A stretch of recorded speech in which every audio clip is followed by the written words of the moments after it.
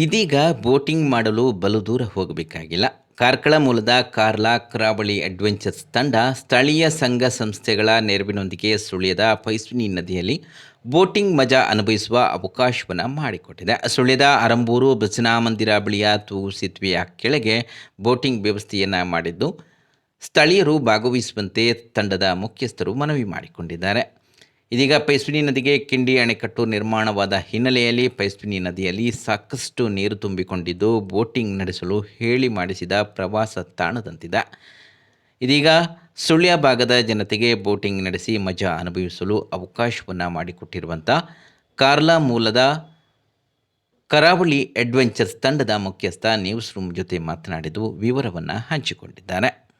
ಯೋಜನೆಯನ್ನು ಆಯೋಜನೆ ಮಾಡಿದ್ವಿ. ನಾವು ಕಾರ್ಕಳ ಕರಾವಳಿ ಅಡ್ವೆಂಚರ್ಸ್ ಕಾರ್ಕಳ, ಹಾಗೆ JCI Karkala, JC. Sullia Payaswini, JC. Sullia city, rotary club Sullia, ಹಾಗೆ ಮೂಕಾಂಬಿಕಾ ಭಜನಾ ಮಂದಿರ, ಹಾಗೆ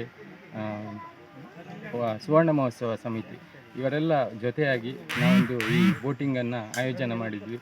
ಇದು ಇವತ್ತಿಂದ 18 ತಾರೀಕು ತನಕ ಈ ಒಂದು ಪೈಸ್ವಿನಿ ನದಿಯಲ್ಲಿ ನಡೀತದೆ. ಹಾಗೆ ನಮ್ಮಲ್ಲಿ ಫನ್ ರೈಡ್ ಅಂತ ಇದೆ. ಫನ್ ರೈಡ್ ನಿಮಗೆ ಕಾಣ್ಬೋದು, ಆ ದೊಡ್ಡ ಬೋಟು ಸ್ಪೀಡ್ ಬೋಟ್ ಅಂತ, ಅದು ನಿಮಗೆ ಒಬ್ಬರಿಗೆ 200 ಹೀಗೆ ಚಾರ್ಜ್ ಮಾಡ್ತೇವೆ. ಮತ್ತು ಸ್ಟೂಡೆಂಟ್ನವರಿಗೆ ವಿಶೇಷ ಆಫರ್ ಇದೆ. ಮತ್ತು ಕಾಯಾಕಿಂಗ್ ಅಂತ ಇದೆ. ಕಾಯಾಕಿಂಗ್ ಆದರೆ ನೀವು ಅರ್ಧ ಗಂಟೆ ಒಂದು ರೈಡ್, ಜಾಲಿ ರೈಡ್ ಹೋಗಿ ಬರ್ಬೋದು.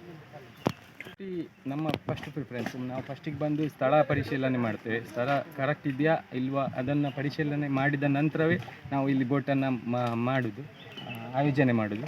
ಮತ್ತು ಲೈಫ್ ಜಾಕೆಟ್ ನೀವು ನೋಡ್ಬೋದು, ಲೈಫ್ ಜಾಕೆಟ್ ಇಲ್ಲದೆ ನಾವು ಯಾರನ್ನು ನೀರಿಗೆ ಬಿಡುವುದಿಲ್ಲ. ಮತ್ತೊಂದೇನೆಂದರೆ ನಮ್ಮದು ಆಪ್ರೇಟರ್ಸ್ ಇರಲಿ, ಎಲ್ಲ ಎಕ್ಸ್ಪರ್ಟ್ಗಳೇ, ಎಲ್ಲ ಪರಿಣಿತರೇ ಇರೋದು ನಮ್ಮ ಹತ್ರ. ಹಾಗಾಗಿ ನಮಗೆ ಸೇಫ್ಟಿ ಬಗ್ಗೆ ಏನು ನಾವು ಟೆನ್ಷನ್ ಮಾಡೋದಿಲ್ಲ, ನಮ್ಮದು ಸೇಫ್ಟಿಯಿಂದಲೇ ಮಾಡೋದು ಎಲ್ಲ ಕೂಡ. ಡ್ಯಾಮ್ ಮಾಡಿದ್ರಿಂದ, ಸರ್ಕಾರದವರೊಂದು ಡ್ಯಾಮ್ ಮಾಡಿದ್ರಿಂದ ನನ್ನ ಪ್ರಕಾರ ಇದು ನೀರು ನಿಂತಿದೆ. ಇಲ್ಲಾಂದರೆ ಒಂದು ನೀರು ಕಮ್ಮಿ ಇರುತ್ತೆ, ಒಂದು ಮತ್ತೊಂದು ಫ್ಲೋಯಿಂಗಲ್ಲಿ ಇರುತ್ತೆ. ಆದರೆ ನೀರು ಕಮ್ಮಿ ಇದ್ದರೆ ನಮಗೆ ಸಾಕಾಗಲ್ಲ ನೀರು. ಈಗ ಡ್ಯಾಮ್ ಇದ್ದಿದ್ದರಿಂದ ಇಲ್ಲಿ ನಮಗೆ ನೀರು ಸಾಕಷ್ಟು ಇಲ್ಲಿ ನೀರು ನಿಂತಿದೆ. ಹಾಗಾಗಿ ಅದರದ್ದೇನು ನಮಗೆ ಪ್ರಾಬ್ಲಮ್ ಬರಲ್ಲ. ಸೊ ಆರಾಮಾಗಿ ನಾವು ಬೋಟಿಂಗ್ ಮಾಡ್ಬೋದು.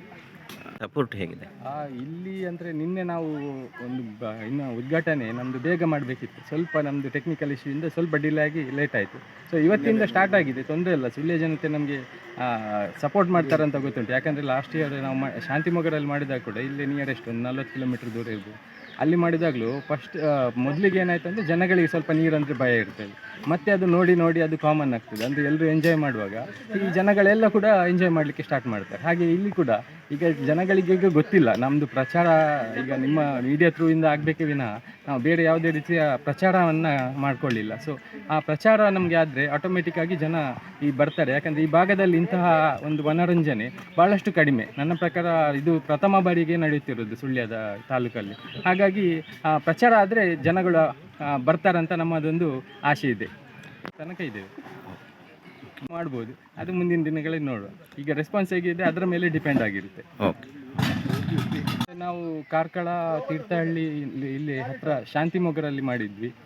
ಹಾಗೆ ಬೇರೆ ಬೇರೆ ಕಡೆ ಕಾರ್ಕಳದಲ್ಲಿ ಒಂದು 3 ಇವೆಂಟ್ ಮಾಡಿದ್ವಿ, ತೀರ್ಥಹಳ್ಳಿಯಲ್ಲಿ ಒಂದು 2 ಇವೆಂಟ್, ಹಾಗೆ ಇದು ನಮ್ಮದು 8ನೇ 9ನೇ ಇವೆಂಟ್ ಆಗಿದೆ. ಹಾಗಾಗಿ ನಿಮಗೆ ಈ ವಿಷಯದಲ್ಲಿ ತುಂಬ ಅನುಭವಗಳಿದೆ. ವರ್ಷಗಳಿಂದ ನಾವು ಇದೇ ಫೀಲ್ಡಲ್ಲಿದ್ದೀವಿ.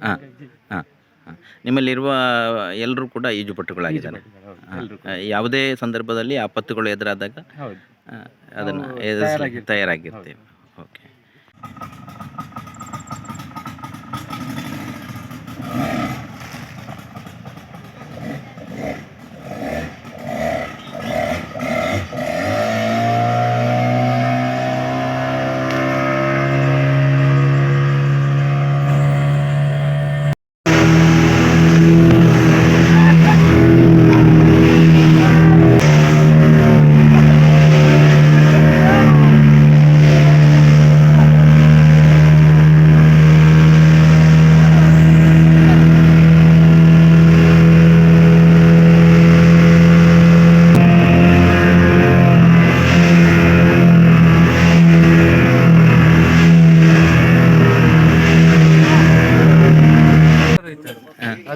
ಅದು ಒಳ್ಳೆದಾಗಿದೆ ಎಕ್ಸ್ಪೀರಿಯನ್ಸ್. ಭಯ ಏನೂ ಆಗಿಲ್ಲ? ಇಲ್ಲ, ಭಯ ಆಗಲಿಲ್ಲ. ಓಕೆ.